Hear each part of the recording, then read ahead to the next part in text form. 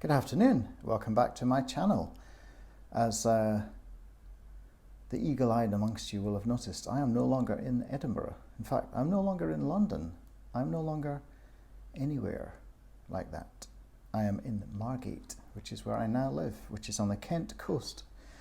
And you'll hear the acoustics are a bit different, quite good actually, I think.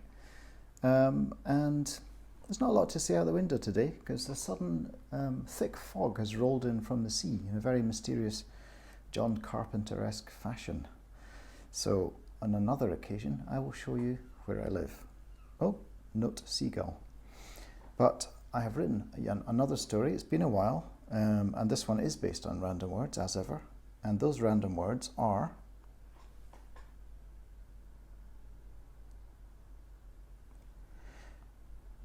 and this is story number 151, and it's called, before I go into it, I should just say this one's going to be difficult for me to do because it's supposed to be in the style of blog. This one's going to be a challenge for me because it's supposed to be in the style of a YouTube video from someone who demonstrates an activity and has followers and is doing a live stream, and is female. I may not be the right person to read this one, but I'm going to try. I'm going to give it a go, so bear with me. Anyway, this is a piece called Thoughts with Pots. Welcome, clay spinners. Welcome to another live-streamed edition of Thoughts with Pots, as I, Emily Blakeney, talk to you about my week while throwing a clay creation. Today I'm going to make a narrow-throated jug, something you might use to pour water, oil, or milk, or even brandy. I'll try and make the neck perfectly circular and fluted so I can put a cork in it. I can see there are almost 400 of you watching along.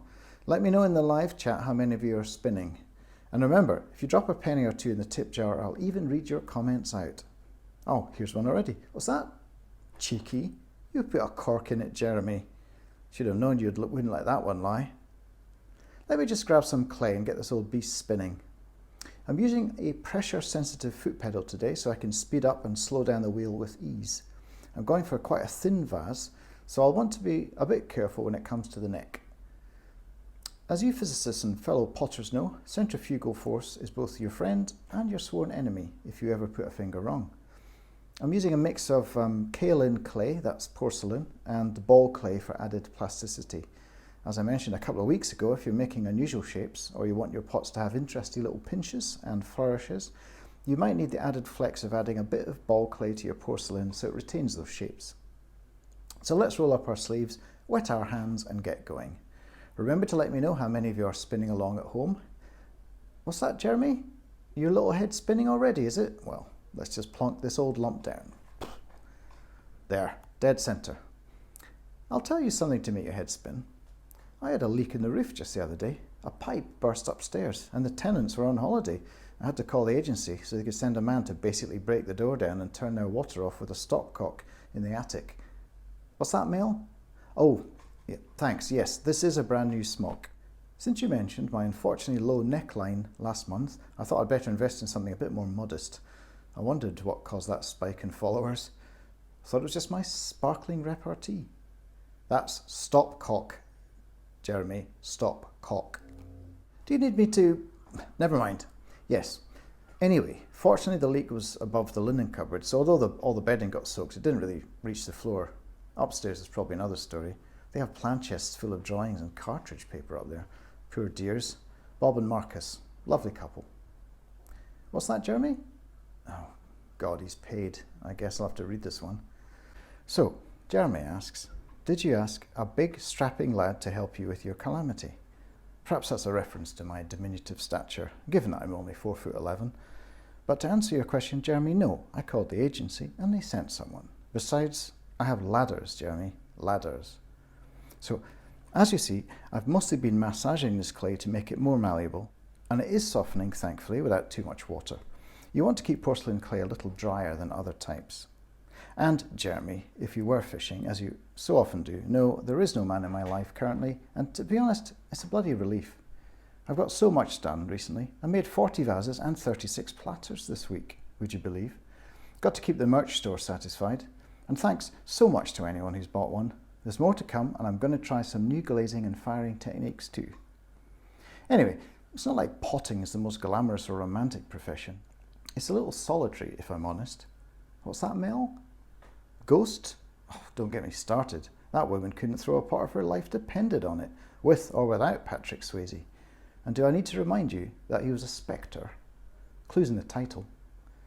No, when I look for a new partner, if I look for one, I'll want someone who leaves the potting to me and has a little more red blood running through his veins, if you see what I mean. Oh, who's this? Clay Monster 2032. Great name. I think you're new, aren't you? What have you written? Oh, do I have a kiln to myself? Oh, great question. Actually, there are 3 potters in this little community. There's Bernard, there's Suparna, and there's me. We have a timetable for firing and we check with one another if we're about to fire her up, so everyone gets an opportunity to put something in. That kind of backfired last week. I didn't mention this as it's a bit embarrassing, but hey, we're between friends, and I don't think either of them tune in anyway. I made a double-handed amphora. Yes, that's right, in the Roman style, except I cheated and put a flat base on it so it stands up. Yeah, I don't know what those Romans were thinking. Ooh, nearly lost her there. I'll just slow my wheel down and concentrate for a bit. This is where you have to dig right down and make sure you judge the base just right. I like to keep mine a little thicker than the rest, just for safety's sake. I'll just use my left hand to even out the curve and dip 2 fingers in very gently. What's that, Jeremy? Oh, you filthy thing. No, I am not reading that one out. Let's try and keep it clean, folks. Not everyone likes your innuendos, Jez. Mel. How long to fire porcelain? Oh, entirely depends on the heat of your kiln. You'll need at least 8 hours to get the first firing to set fully, though. Anyhow, where was I? Ah, yes, my amphora. Well, I guess I didn't quite massage every last air pocket out of the joint between one of the handles and the body, and it basically rocketed off during firing and beheaded 2 of Suparna's dancing ladies. Fortunately, she uses a mould and then hand finishes them, so it wasn't a total disaster, but I was mortified. Rookie error, really. What's that, Clay Monster? Oh, well, I invited her to dinner, and I might give her a vase if she wants one. And yes, maybe I will put a sheet of something impregnable between her work and mine in future. So now, just working my way gingerly up the shaft. Jeremy, you do know you're on a 3 strikes and out warning, don't you? You really do have a flair for innuendo spotting. You know what you remind me of? A certain Mr. Unmentionable. Yes, Mel. That's why I call him Mr. Unmentionable. And there, I've gone and shattered my New Year's resolution, just like Suparna's dancer. Sorry, I don't know what's come over me. I'm not doing a terribly good job here, am I? It looks more like a bloated goose than a narrow-throated jug. Maybe I should shape it like a goose. That would be interesting. A lovely Egyptian goose. Perhaps sometime when I'm not multitasking by trying to entertain and educate you lot. Jeremy again, with a £10 donation. You really are feeling flush, aren't you? Here goes. Why can't I mention Mr. Unmentionable? What's wrong with him? Well, how much time have you got? He was always late, short-tempered, short in stature too, not that that's important, given my own height. He was imaginative, I'll give him that, and very thoughtful at times. Like when he remembered my mum's birthday when I'd forgotten. That National Trust membership spared my blushes at her 70th. Wait a minute, I'm supposed to be remembering why we broke up, aren't I? So, it's kind of dull and predictable. He had an affair. One night stand, or so he says, but it was with an old school friend who'd got in touch through his Facebook. I was really busy working on that exhibition, and I suppose I was preoccupied. But instead of, I don't know, doing something mature like talking about it, he just went and shagged Emma Braxton. And then he had the temerity to say he didn't even enjoy it.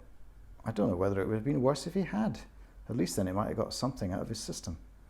Instead, after the one-nightery, he seemed to withdraw even further, so that on the rare occasion when I did have the energy to... Shit. Sorry, I forgot I wasn't out with the girls in a bender. So, Jeremy, does that answer your question?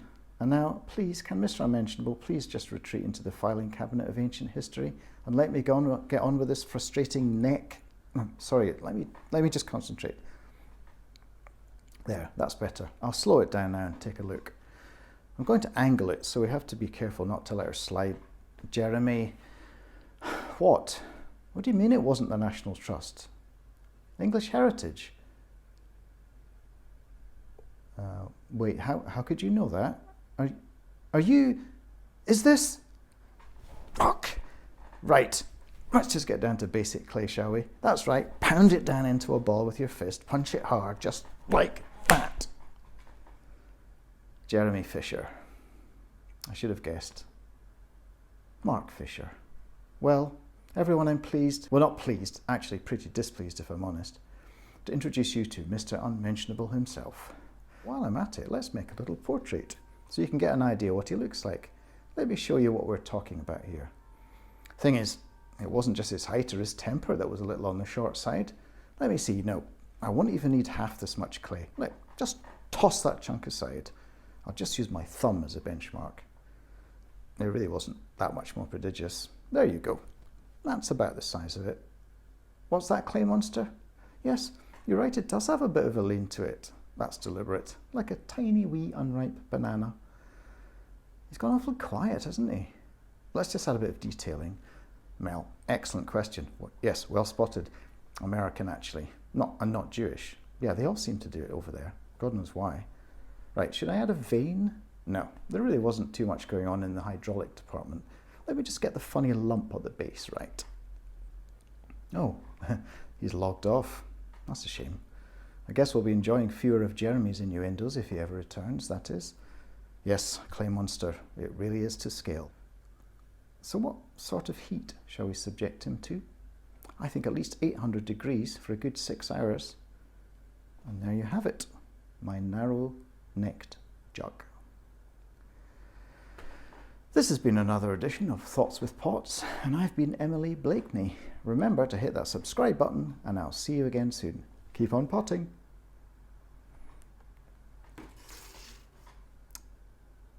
Yes, that one, something of a challenge, requires a bit of performance.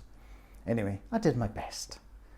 If any of you know any wonderful female actors who are also potters and have their own equipment, have their own wheel at least, let me know, because I might be, interested in having that properly performed.